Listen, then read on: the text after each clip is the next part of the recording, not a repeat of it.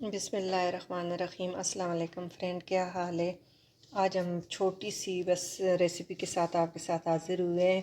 ये आज मैं आपके साथ मूली की बहुत ही अच्छी और हाज़मेदार और ख़ासकर मैदे के पेशेंट, ज़रकान के पेशेंट के लिए ये चटनी बहुत अच्छी है।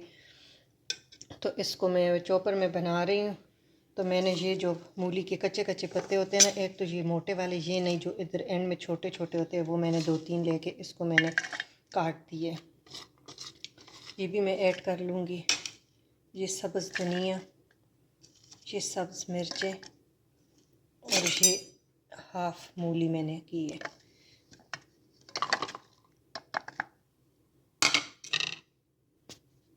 और हाफ़ टी स्पून हम इसमें सॉल्ट ऐड कर लेंगे। ये हाजमे के लिए बहुत अच्छी है, लीवर के लिए, जिगर के लिए बहुत ज़्यादा अच्छी है। तो आपने ज़रूर ये ट्राई करना है। अब इसको मैं चॉप कर लूँगी। देखिए ये हमारी चॉप हो गई है। इसको बिल्कुल बारीक पीसना नहीं है। अब हम 1/4 टीस्पून रेड चिली, हमने ग्रीन चिली ज़्यादा डाली है तो ये डालेंगे। और अगर आपके पास टमाटर अवेलेबल है, मेरे पास अभी नहीं है, तो मैं 2 टेबल स्पून इसमें दही डालूँगी खटाई के लिए।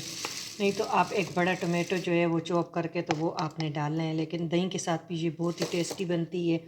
तो मैं इसमें अब दही ऐड करती है। फिर एक दफ़ा मैं इसको घुमाऊँगी चॉपर इसके। तो अब इसमें मैंने 2 टेबल स्पून पुदीना मिंट लीफ वो डाल दी। ये देखिए मैंने डिश आउट कर ली है।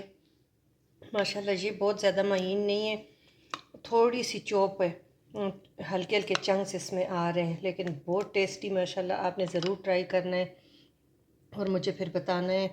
और जी आप ज़रूर करें, ये हाजमे के लिए बहुत अच्छी है। आप दोपहर के खाने में ये ज़रूर इस्तेमाल करें, अपने बच्चों को भी दें। Thank you for watching. अल्लाह हाफिज़।